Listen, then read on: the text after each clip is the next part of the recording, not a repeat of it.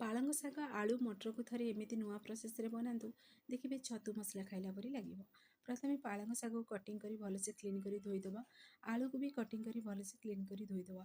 ତାପରେ କ'ଣ କରିବା, ଗୋଟେ କରେଇ ନେବା, ସେଥିରେ ଏଡ଼୍ କରିଦେବା ଆମେ ସୋରିଷ ତେଲ।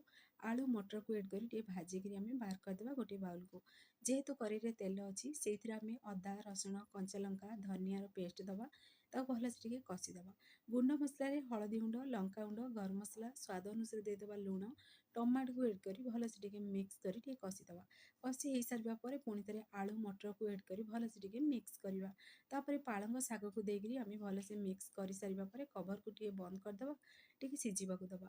ଯେହେତୁ ସର୍ଟ ଭିଡ଼ିଓ ସବୁ ତ କହିହେବନି, ଯଦି ଲଙ୍ଗ ଭିଡ଼ିଓ ଦେଖିବାକୁ ଚାହୁଁଛନ୍ତି ତଳେ ଥିବା ଭିଡ଼ିଓ ଅପସନ୍ କ୍ଲିକ୍ କରନ୍ତୁ, ଯାହାଫଳରେ ଲଙ୍ଗ ଭିଡ଼ିଓ ଦେଖିପାରିବେ, ଇଜିଲି ପ୍ରସ୍ତୁତ କରିପାରିବେ।